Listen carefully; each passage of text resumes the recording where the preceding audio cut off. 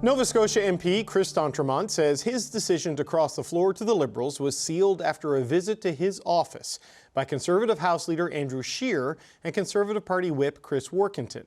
The meeting happened on Budget Day after Politico broke the news that D'Entremont was on the verge of defection. Now, all sides agree there was a meeting, but the agreement ends there, based on very different versions of that meeting from D'Entremont in a CBC interview and the Conservatives in a statement. You know, I had the leader, the House Leader and the Whip barge into my office, push my assistant aside, rush in, push, take the door and just push it wide open. When Mr. D'Entremont's assistant opened the door was open wide enough to come through, so they calmly entered into the reception area. Mr. D'Entremont came out of his office and invited Mr. Scheer and Mr. Workington to come inside and take a seat. To sit there and, tell me how much of a snake I really was and turning my back on my constituents and the people that voted for me and really underline the situation that I made this decision. They took a seat in the office and sat for a moment before Mr. Scheer calmly asked Mr. D'Entremont if he was just considering this move, as was reported in the media, or if he had already made up his mind. At that point, Mr. D'Entremont confirmed that the arrangement to join the Liberal caucus was complete. This was not, it wasn't about, hey man, maybe you're not doing well, maybe we've misunderstood what your objectives were. There was none of that. Mr. Scheer reminded Mr. D'Entremont of the efforts his Conservative colleagues made to try and support his election to the role of Speaker of the House. He wondered aloud that if the Conservative caucus had selected Mr. D'Entremont to be the Deputy Speaker, he would not have taken the decision to join the Liberals. Mr. D'Entremont replied, "That's probably right." Yeah, of course that made me a little upset, but I'm an adult and I moved on. Mr. Workington pointed out that last week you told me you would never cross the floor. Mr. D'Entremont's response was, "I guess it is what it is." Mr. Scheer responded in a calm and measured voice to inform Mr. D'Entremont that his decision could not be taken for noble reasons, and that deep down he would know that turning his back on friends and the people who elected him are the actions of a snake. It was just, how dare you do that?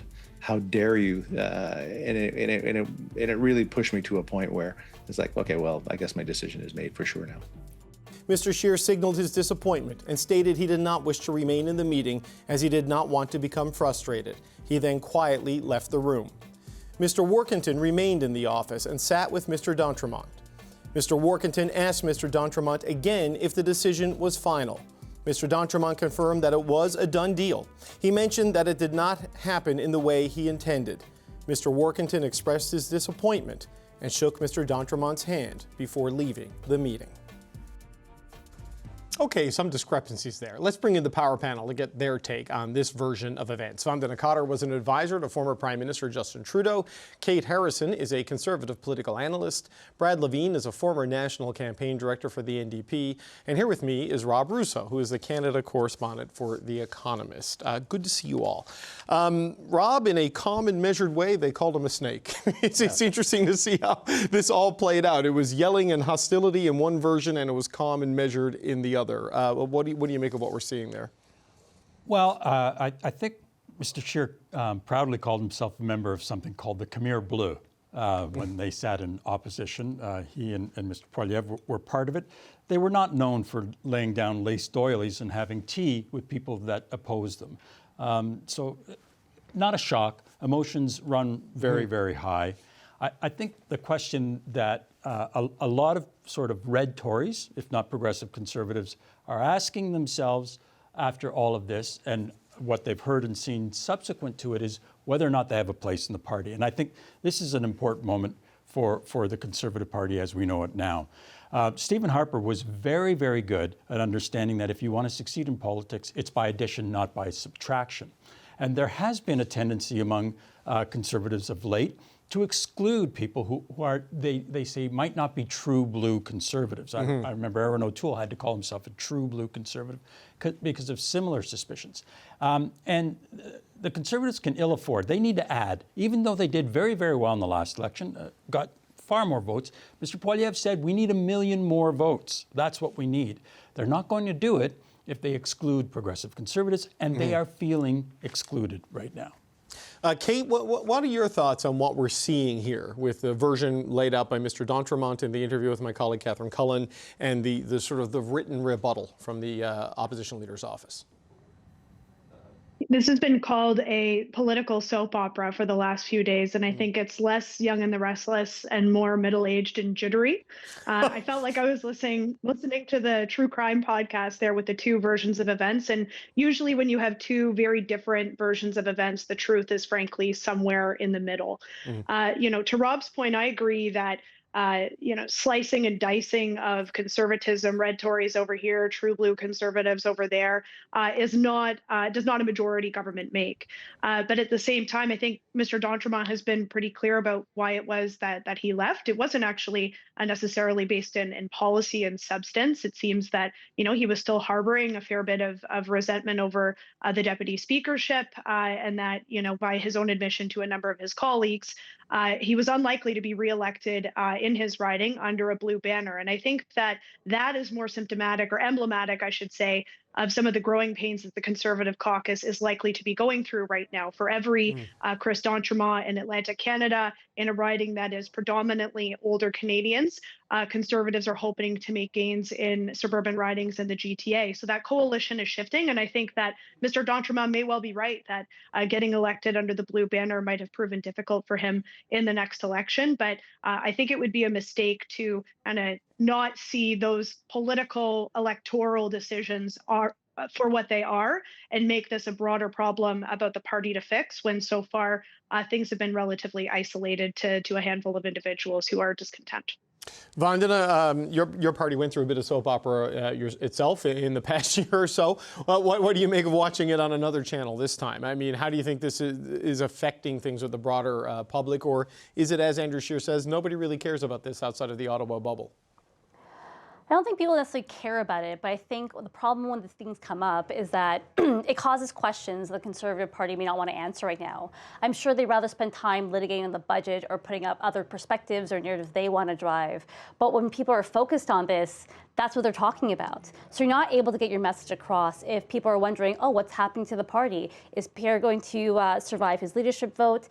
Is this a proper place for progressive conservatives? Is he able to get a majority? Is there further discontent? As long as that takes on the headlines and is part of the chattering class, it's hard for them to get out their message. So I think that will be difficult for them. I think on another side of things, in terms of how people are talking about Mr. d'Entremont, I will say I remember watching when I think MP Leonel Leslev crossed the floor to the Conservatives. I remember feeling very hurt by that because I thought we were good friends. But I remember at the time, Kay Telford asked, as our senior staff, we got together, and she said, I want us to reflect on how this happened. What did we do? Where did we miss things? Did we not make her feel connected? And we noticed that, for example, she didn't attend the National Caucus. Did anyone wonder where she was? Did we check in? So it became an internal reflection piece. Remember, that really stood out to me because it made me think at the time, like, when was the last time I connected to her? Did I hear her issues? Did I understand what she was going through? So I think when people look at things that way, rather than vilifying them, because I think most Canadians aren't necessarily left or right. Not everyone's a card-carrying liberal or conservative, so most people can find themselves either way depending on what election it is. I think when you vilify someone, or if members are vilifying someone, it doesn't sit right with the Canadian public. So, Brad, I know there's been sort of the argument that this is sour grapes over losing the deputy speaker job, though Chris d'Entremont never ran for that job. His name was withdrawn at the last minute, which is an interesting development, and there's some suggestion that maybe that was internal politics at play there. But he said in the interview that in his criticism of the way the leader's office is running, he compared it to a fraternity. He said it's like a frat house. That's a pretty sharp criticism at the Conservative leadership right there from the former Conservative MP. Well, I think that for the folks at home who are trying to decide who's telling the story that's closer to the truth, I think you have to look at the whole tone of the Conservatives in their response to this, because floor crossing has been happening for decades in this country, and different leaders and different caucus members or former caucus members have responded differently. And what we're seeing here I think kind of leans into some of the aspects of the Conservative Party under Pierre Poilievre that Canadians don't like. And you saw them the day after the budget and Mr. d'Entremont's floor crossing. You saw individual MPs coming into the House of Commons on the streeters, and they called him a liar. They called him a coward. They said very, very negative things, very vitriolic, very toxic.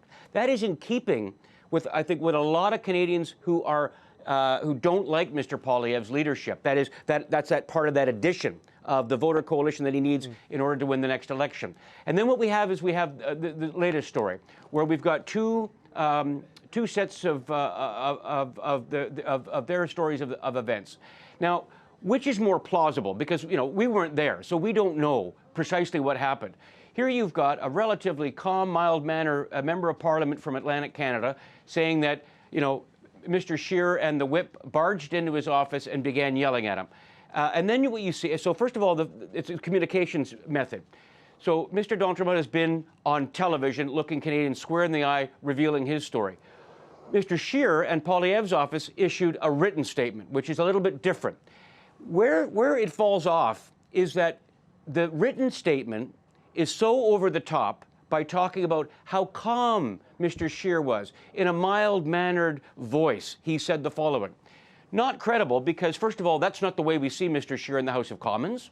We didn't see him like that as leader. He was quite vitriolic and sharp in his criticism. So it almost seems like thou dost protest too much here. There's no way that most Canadian political observers would say, yeah, that's probably how it went down. Scheer walked into the office very calm, gently sat down, and talked calmly with the floor crosser for a spell of time. So it's not plausible. And so again, they're leaning in to the very aspects that many Canadians just don't like about it. Maybe it's not the policies, but it's the tone and style of politics that this is in keeping with Poilievre. That's the ceiling that Poilievre's up against. And this week is, and now the new week, starting off quite bad for Poilievre again. Kate, I seen you restraining yourself. Jump in. Go ahead.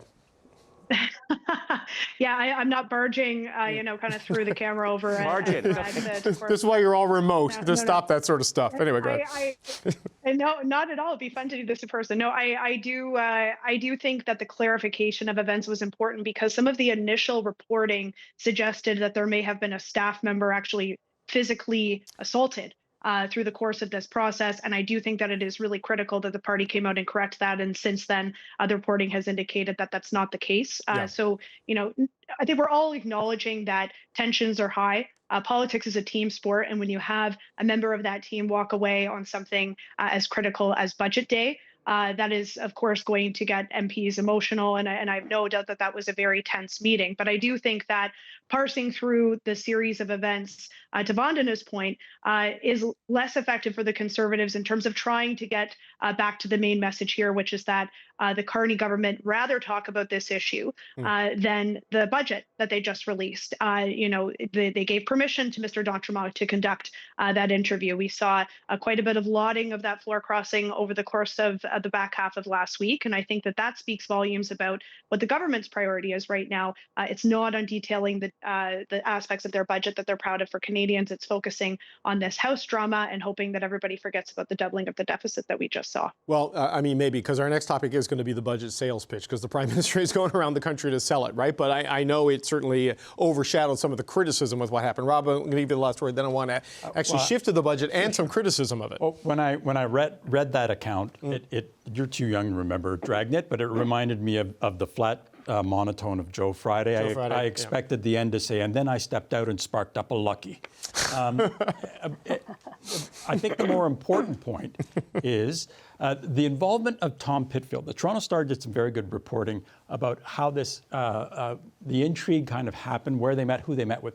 Tom Pitfield's involvement goes back to something Kate said earlier, which is these guys were probably shown data telling them that they had a good chance of winning re-election as Liberals in their ridings. And again, it is those red Tories who are being targeted and who feel welcome. And why do they feel welcome?